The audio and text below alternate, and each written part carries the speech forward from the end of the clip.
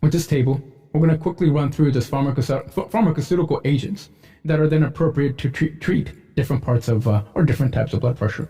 Thiazides, we talked about this already. First line usage. Patients with gout, pregnancy, electrolyte disorders, avoidance. Be careful, please.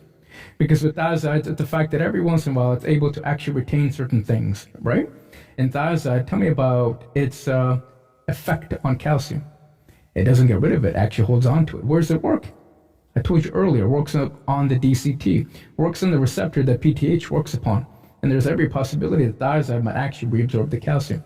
Keep that in mind.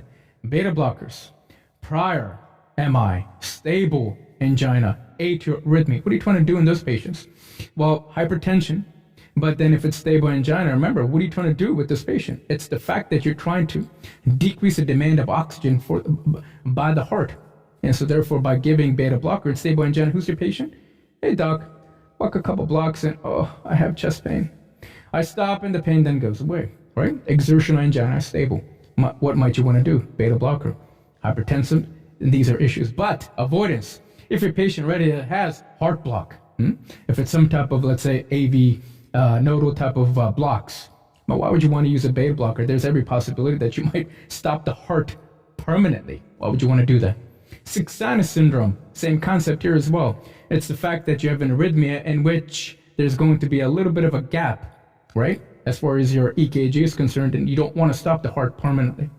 COPD, remember please, if you stimulate your beta-2 receptors, albuterol, inhalers, what are they going to do? Whoop, bronchodilate. So please make sure that you pay attention to great detail as to when you use beta blocker to make sure the patient is not suffering from bronchospasms, because then you may exacerbate it. Same thing with asthma. Let's continue. ACE inhibitor, you tell me automatically, your patient, if it has diabetes, if your patient has diabetes mellitus, ACE inhibitors would be a good thing. ACE inhibitors would be contraindicated. Which patient, please? We talked about this a number of times. Atherosclerosis. Remember, the patient in the body requires angiotensin II to then preferentially work on which arteriole? Efferent. You constrict it, you're going to restore GFR. And so therefore, by giving an ACE inhibitor, all you're going to do is exacerbate it. So make sure that you pay attention. Pregnancy, renal vascular hypertension, and angioedema are conditions in which you try to avoid ACE inhibitors at all costs. Definitely pregnancy, because it's a teratogen. Not only is it going to work on the pregnant lady, but it's going to kill that fetus. You kill the kidneys, kill the fetal kidneys, and you don't want that. ARBs, heart failure, diabetes, kidney disease, pretty much the same issue here as well. Calcium channel blockers, arrhythmia, and especially Raynaud syndrome. Who's your patient right now? They walk out into the cold. When they walk out in the cold, what may then happen to the fingers? You may then have aggregation, right? You might actually have cryoglobulinemia. And when you do so, then what then happens to the digits? The digits then may become bluish and cyanotic. Welcome to Raynaud's. And so therefore, you're thinking about using calcium channel blocker. However, avoidance, once again, heart block, sixth sinus, pregnancy, and heart failure. Aldosterone receptor blockers, and here once again, prior MI, heart failure, pregnancy, and hyperkalemia, definitely avoid by giving, remember, don't forget this. Aldosterone normally exists to get rid of your potassium.